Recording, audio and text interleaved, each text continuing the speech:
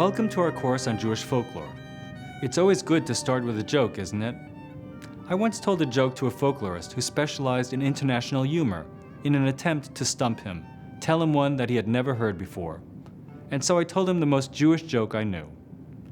A Jew who had lived his life in the most observant way possible died and went up to heaven. When he arrived, the angels were exceedingly glad. But when they looked into his history of life on earth, they saw that he had sinned not even once. And they told him, "Look, you'll eventually come to heaven, but you should at least know what sin is." So they told him to return to earth and sin once, and then he would be allowed back up to heaven. So he appeared back on earth just when a Jewish funeral procession was passing by, and the widow was there crying her eyes out, and he went to comfort her.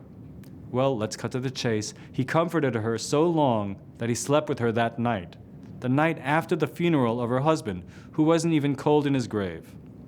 In the morning, when he awoke, he got up, pleased with himself. "I did it, I sinned, I can go up to heaven." And just as he's standing there waiting to be taken up, the widow also wakes up and calls after him, "Reb Yid, hey mister, I don't know who you are, but boy did you perform a mitzvah, a good deed last night."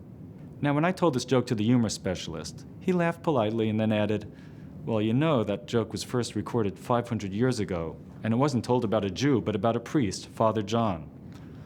So the point of my starting with this joke is that when we enter the field of folklore, we are entering a world that is both cross-cultural and thus open to a comparative method, yet distinct for each culture.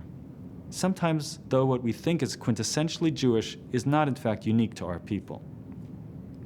This first of 4 lectures will be an introductory class geared to familiarize the student with the issues and approaches to the subject.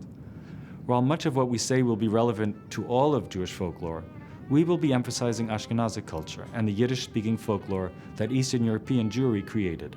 In this first lecture, we will cover the concept of folklore, a bit on the history of the discipline, who studied Jewish folklore and what did they research, and some special features of Jewish folklore.